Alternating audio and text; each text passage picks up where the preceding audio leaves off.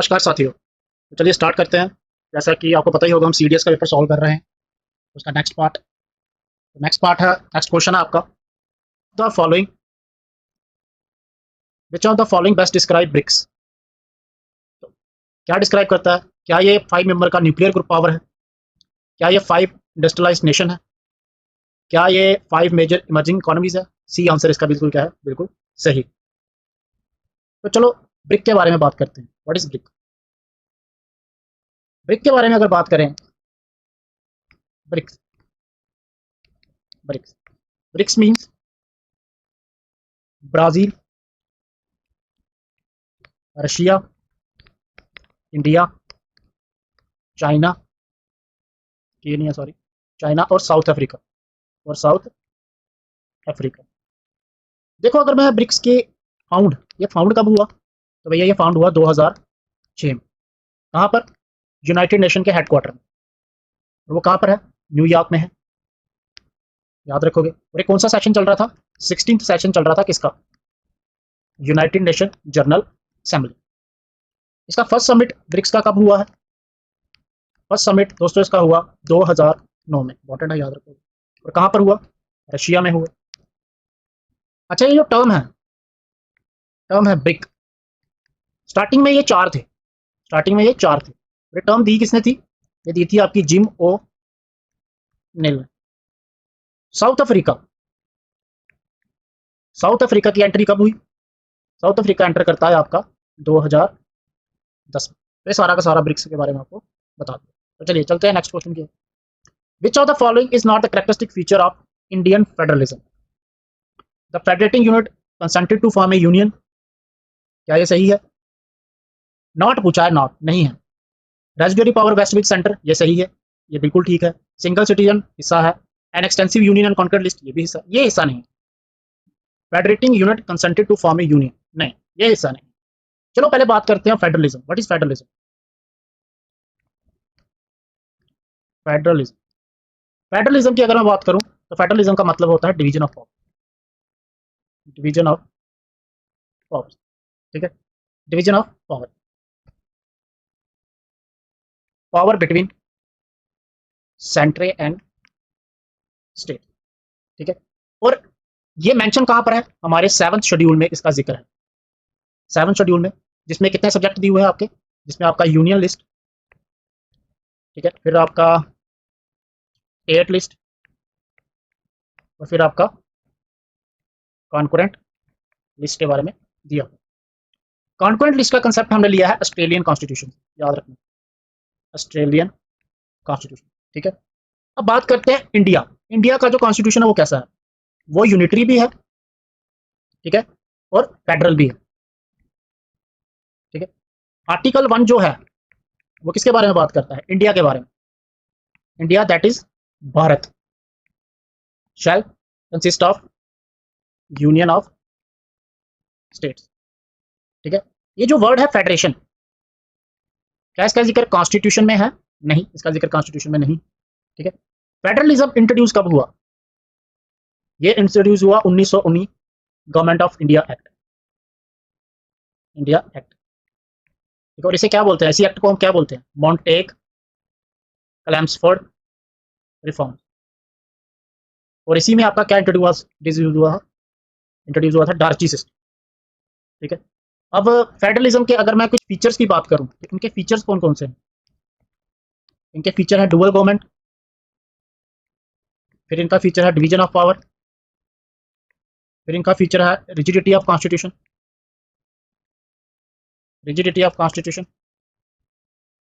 फिर इनका फीचर है इंडिपेंडेंस किसकी? जुडिशरी की। फिर इसका फीचर है डुअल सिटीजनशिप, फिर इनका फीचर है बाय कैमरलिज्म। ठीक है, तो ये सारे फीचर है इसके। चलो बात करते हैं यहाँ पर सिंगल सिटीजनशिप का कंसेप्ट हमने लिया है ब्रिटेन से, याद रखना। ठीक है, और ब्रिटेन, यहाँ की आप कह सकते हो यूके, यूनाइटेड किंगडम, और इसकी कैपिटल क्या है? लंदन है। और लंदन कौन सी रिवर के किनारे बता हुआ? टेम्स रिवर के किनारे। Residuary power, what is residuary power? Residuary power का मतलब होता है आपका कि हमारी पार्लियामेंट के पास पावर है कि वो लॉ बना सके जो ना कि स्टेट लिस्ट में भी ना हो और किस लिस्ट में भी ना हो, क्योंकि ना ही स्टेट लिस्ट में है और ना ही कॉन्करेंट लिस्ट में है, यहाँ भी नहीं है और यहाँ भी नहीं है। ये पार्लियामेंट के पास पावर होती है और पार्लियामेंट के लिए हमारे पास आर्टिकल है 79। Getting my point. और उसके बाद और कुछ है यहाँ पे एक्सप्लेन करने वाला? नहीं, आई थिंक ओके। हाँ, सिंगल सिटीजनशिप। और सिटीजनशिप के बारे में कहाँ पर दिया हुआ है? पार्ट सेकंड में दिया हुआ है हमारे कॉन्स्टिट्यूशन में। कहाँ से लेके कहाँ तक? आर्टिकल 5 से लेके 11। ठीक है, तो चलो चलते हैं नेक्स्ट क्वेश्चन।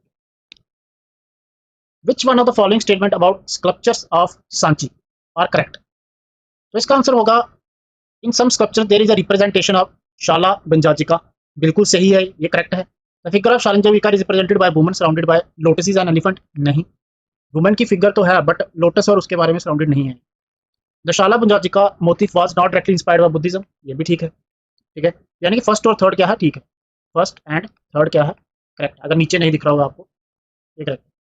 अब बात करते हैं, देखो सांची स्तूपा, याद रखना सांची स्तूपा, ठीक है, बारूद स्तूपा और दियो पोथार स्तूपा, ये सारे के सारे कहाँ पर हैं? ये सारे के सारे हैं आपके मध्य प्रदेश में। और मध्य प्रदेश में किसने बनाए हैं? ये बनाए हैं आपके अशोका ने। किसने बनाए थे? अशोका ने। आपको बस इतना याद रखें। ठीक है, मध्य प्रदेश में किसने बनाए थे? अशोका। और मध्य प्रदेश के बारे में सबसे इंपॉर्टेंट बात, फॉरेस्ट कवर मध्य प्रदेश का सबसे क्या है? हाईएस्ट है। अगर फॉरेस्ट कवर की बात करूं परसेंटेज वाइज तो कौन सी स्टेट का ज्यादा है? तो आपका ज्यादा है मिजोरम। इसका मिजोरम। ठीक है, और मध्य प्रदेश में पड़ती है आपकी अमरकंटक की पहाड़ियां, अमरकंटक की पहाड़ियां। और यहाँ से एक रिवर निकलती है नर्मदा, वेरी इंपॉर्टेंट। और ये क्या बनाती है? रिफ्ट वैली बनाती है, रिफ्ट वैली भी बनाती है। तो कौन सी रिवर है ये आपकी western flowing river, western flowing river, west वाली साइड जाके चले जाती है। तो चलिए चलते हैं नेक्स्ट क्वेश्चन की ओर। In which of the following year first telegraphic connection establish between India and Europe? देखो इसके बीच में, टेलीग्राफी के बीच में बड़ी कहानी है। 1851 में जो स्टैब्लिश हुई थी वो हुई थी कलकत्ता एंड डायमंड हार्बर के बीच में, डायमंड हार्बर के बीच में। 1854 में कलकत्ता एंड आगरा में, आगरा के बीच में। 1854 को ही पब्लिक के लिए ओपन फॉर पब्लिक, वो कहां से लेके कहां तक थी? वो थी आपकी मुंबई टू पुणे, इंपॉर्टेंट है। उसके बाद यूरोप के लिए कब हुई? 1865। आंसर इसका ये हो। ठीक है, उसके बाद बात करते हैं, देखो यहां पर एक बंदा बड़ा इंपॉर्टेंट है इस पीरियड में, उसका नाम है लॉर्ड डलहौजी। लॉर्ड डलहौजी, ये कब से लेकर कब तक था? ये गवर्नर जनरल था। गवर्नर जनरल कब से लेकर कब तक? 1848 से लेकर 56 तक। इसके बारे में सबसे इंपॉर्टेंट इसने क्या लाया? डॉक्ट्राइन ऑफ लैप्स, हड़प नीति। और सबसे पहली स्टेट कौन सी कैप्चर करी? सतारा, जो कि कहाँ पड़ती है? महाराष्ट्र में, MHR। सेकंड पॉइंट, इसने आपका रेलवे लाई, 1853 में लाई। कहाँ से लेके कहाँ तक? बॉम्बे से लेके थाने तक। और डिस्टेंस कितना कवर करा? 34 किलोमीटर। ठीक है, उसके बाद विडो री मैरिज एक्ट लाया, विडो री मैरिज एक्ट लाया। ठीक है, उसके बाद PWD department, public work department लाया। ठीक है, और डॉक्ट्राइन लैब्स को हम ऐसे, लॉर्ड डलहौजी को हम क्या कहते हैं? Maker of modern India. क्या बोलते हैं? Maker of modern India. तो ये भी आप उसके बारे में याद रखें, ये सारा का सारा इंपॉर्टेंट। तो चलिए चलते हैं नेक्स्ट क्वेश्चन की। Which among the who among the following was the founder of Veerashaiva movement in Karnataka? Veerashaiva movement के फाउंडर कौन? तो उनका आंसर है ये बसावना। बसावना देखो कौन है? बसावना, वीराशैव मूवमेंट जो है, ये मूवमेंट जो है ये किसके बारे में बात करती है? पहले तो हमें ये पता होना, ये बात करती है इक्वालिटी के बारे में, समानता के बारे में। ठीक है, पहला इंपॉर्टेंट पॉइंट। दूसरा, ये अगेंस्ट है किसके? अगेंस्ट है ब्राह्मणिज्म, ब्राह्मणिज्म अबाउट आइडियाज, उनके आइडियाज जो है कास्टिज्म को लेके। ठीक है, एंड ट्रीटमेंट जो है वुमेन को लेकर, उनके भी ये खिलाफ रहे। उसके बाद ये अगेंस्ट है all rituals and idol worship, उनमें ये यकीन नहीं करते, उनके ये अगेंस्ट ये मूवमेंट है। ठीक है, अब यहाँ पर एक बड़ी चीज इंपॉर्टेंट आती है, Karnataka. Karnataka was very important. चलो यहाँ पर बात करते हैं कर्नाटका। ये देखो कर्नाटका, कर्नाटका की अगर मैं बात करूँ ना, कर्नाटका बड़ा इंपॉर्टेंट है। क्यों इंपॉर्टेंट है? कर्नाटका की कैपिटल है बेंगलुरु, और बेंगलुरु को हम क्या बोलते हैं? Silicon valley, silicon valley of India. और बेंगलुरु में हेडक्वार्टर है किसके? स्पेस सिटी भी बोलते हैं। हेडक्वार्टर है इसरो के। इसरो कब बना? 15 अगस्त 1969। कर्नाटका से आपकी रिवर निकलती है कावेरी। कावेरी कहाँ से निकलती है? ये निकलती है ब्रह्मगिरी रेंज से। ब्रह्मगिरी रेंज से। और कहाँ पर पड़ता है ब्रह्मगिरी रेंज? कर्नाटका से। कावेरी आपकी लार्जेस्ट पेनिनसुलर रिवर है, इंपॉर्टेंट है। कावेरी को हम बोलते हैं गंगा ऑफ साउथ, ठीक है। कावेरी के ऊपर है आपका Shiv Sundaram waterfall. Shiv Sundaram waterfall, water. अब शिव सुंदरम वाटरफॉल क्या है, क्यों इंपॉर्टेंट है? मैक्सिमम वाटर जो है इंडिया में ये कवर करता है, मतलब कि लार्जेस्ट, आप कह सकते हो largest in terms of maximum water by volume, मतलब कि पानी की जो कैपेसिटी सबसे ज्यादा इस वाटरफॉल में, शिव सुंदरम वाटर। एक और रिवर है गोदावरी, ये निकलती है आपकी महाराष्ट्र से, ठीक है। इसे हम बोलते हैं दक्षिण गंगा और वृद्ध गंगा, ठीक है। और गोदावरी जो है लॉन्गेस्ट है, लॉन्गेस्ट पेनिनसुलर रिवर, ठीक है। दक्षिण गंगा और वृद्ध गंगा हम किसे बोलते हैं? गोदावरी। कंफ्यूजन है इसमें, तभी बार बार समझा देता हूँ। उसके बाद अगर कर्नाटका की बात करें तो कर्नाटका आपका लार्जेस्ट किसका प्रोड्यूसर है? कॉफी का। और वर्ल्ड में कॉफी का कौन सबसे ज्यादा प्रोड्यूसर है? ब्राजील। कर्नाटका में आपका भैया, कर्नाटका में आपका पड़ता है जॉग फॉल, जॉग, या फिर इसका नाम है जेरूसोपा, जेरूसोपे, या फिर महात्मा गांधी वाटरफॉल। और ये कौन सी रिवर पे पड़ता है? ये आपका पड़ता है शरावती रिवर पे, शरावती रिवर पे काफी सारे वाटरफॉल। और एक सबसे important last, Kunchikal, Kunchikal waterfall. Kunchikal waterfall Varahi river पे पड़ता है। अब ये इंपॉर्टेंट क्यों है? ये हाईएस्ट वाटरफॉल है इसका इंडिया का, ठीक है, highest waterfall of India Kunchikal. तो चलिए नेक्स्ट क्वेश्चन, इतनी एक्सप्लेनेशन काफी है। The ruins of Hampi, the ruins of Hampi brought to light by which of the following British officer of East India Company. तो ये कौन थे? इनका नाम था, इनका नाम था आपका कर्नल मैकेंजी। इनका क्या नाम था? Colonel Mackenzie. देखो कर्नल मैकेंजी की अगर मैं बात करूं तो इन्हें अपॉइंट किया गया था 1815 में, इन्हें अपॉइंट किया गया था first survey general of India, first survey general of India. उसके बाद बात करूं अगर जेम्स प्रिंसेप की, बड़ा इंपॉर्टेंट है। जेम्स प्रिंसेप इसलिए इंपॉर्टेंट है, बुद्धिज्म के होने के फर्स्ट एविडेंस, सबसे पहले फर्स्ट एविडेंस जो जिसने दिए थे उनका नाम क्या था? James Prinsep. क्यों? क्योंकि इन्होंने फाउंड करी थी ब्रह्मी एंड खरोष्ठी स्क्रिप्ट। और ये ब्रह्मी और खरगोष्ठी स्क्रिप्ट क्या थी? इनके ऊपर लिखी गई थी अशोका की इंस्क्रिप्शन, इनके ऊपर लिखी गई थी अशोका की इंस्क्रिप्शन। ये थे आपके जेम्स प्रिंसेप, इंपॉर्टेंट है। बात करते हैं विलियम जोन्स की। विलियम जोन्स आपके फाउंडर हैं किसके? Asiatic, Asiatic society of Bengal. कब? 1780। जेम्स रिलर ने आपका बनाया है first accurate map of India, first accurate map of India. चलो बात करते हैं और एक्सप्लेनेशन देता हूं हम्पी की। हम्पी, हम्पी कहां पे पड़ता है? हम्पी पड़ता है आपका कर्नाटका में।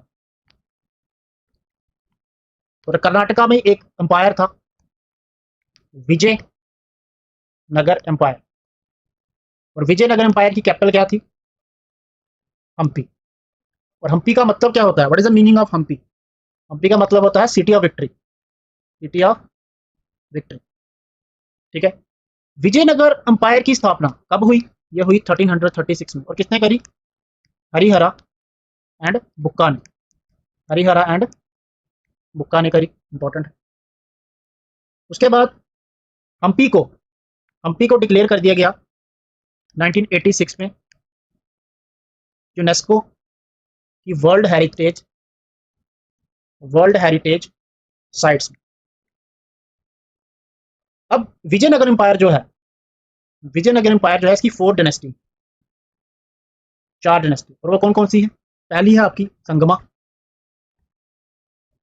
दूसरी है आपकी सलूबा, तीसरी है आपकी सलूबा, और चौथी है आपकी अरिन्नविडा। ठीक है। और यूनेस्को के हेडक्वार्टर कहाँ है? पेरिस में है, फ्रांस में। ठीक है। Which of the following work was composed by Krishnadevaraya on statement craft in Telugu? तो इनका वर्ड था अमुक तंक अमुक्तम मलयादा अमुक्तल मलयादा। बोलने में थोड़ा सा प्रॉब्लम है, वर्ड ही ऐसा अमुक्तल मलयादा। अब चलो बात करते हैं कृष्ण देवराया। देखो कृष्ण देवराया जो हैं ये बिलोंग करते हैं आपके तुलुबा डायनेस्टी से। कौन सी डायनेस्टी से? और तुलुबा डायनेस्टी आपको पता है कौन से एम्पायर की है? विजयनगर एम्पायर की, जो कि किसने फाउंड करा है? हरिहरा एंड बुक्का ने। और कब करा? 1336 एडी में। ठीक है। अब कृष्णदेवराया जो है ये कंटेम्पररी हैं किसके? बाबर के। यहां पर कंटेम्पररी का मतलब होता है ये बाबर और कृष्णदेवराया एक ही टाइम पर आए।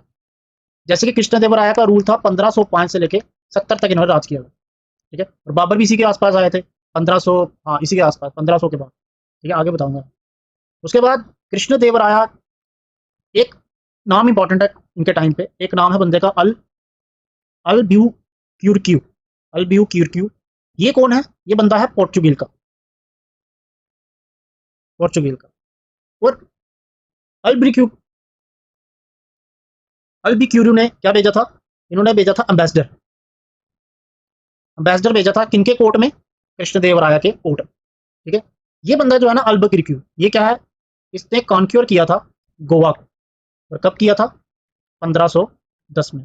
और एरिया वाइज गोवा सबसे स्मॉलेस्ट स्टेट एरिया वाइज। ठीक है, याद रखना, काफी इंपॉर्टेंट है। चलिए नेक्स्ट क्वेश्चन जो है मैच द फॉलोइंग है। देखो entisols, what is entisols? Soils के फॉर्म है। सॉइल की अगर बात करूं तो स्टडी ऑफ सॉइल इज पीडियोलॉजी।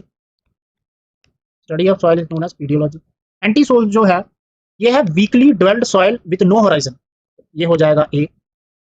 फिर बात करते हैं आपकी inceptisols. What is inceptisols? Soil having weakly और क्विकली डेवलप्ड होराइजन, तो ये बी पार्ट हो जाएगा आपका। हिस्टोल्स क्या है? What is histosols? ये है the soils have very high quantity of organic matter in the upper layer, तो ये सी पार्ट हो जाएगा। और ऑक्सीसोल्स लास्ट में क्या हो जाएगा? ये हो जाएगा ये। ठीक है, तो इसका आंसर क्या होगा? इसका आंसर होगा ये फर्स्ट वाला। ठीक है, तो ये सॉइल्स की फॉर्म है। तो चलिए next question. A ordiment in the desert और semi desert region is also known as, इसे हम क्या बोलते हैं? तो इसे हम बोलते हैं बजादा। क्या बोलते हैं? बजादा। देखो अगर बात करें ईस्टर्न वर्ल्ड की तो थोड़ा सा मैं इसको आइडिया देता हूँ। इसे बोलते हैं हम आइसोलेटेड। ये एक है आपकी आइसोलेटेड हिल टाइप होती है। इसे हम नॉब भी बोलते हैं, इसे हम रिज भी बोलते हैं। ठीक है, बस इतना इसके बारे में याद रखें। और ये आपका होता है किस्म का टेबुलर मास। क्या होता है ये? टेबुलर मास।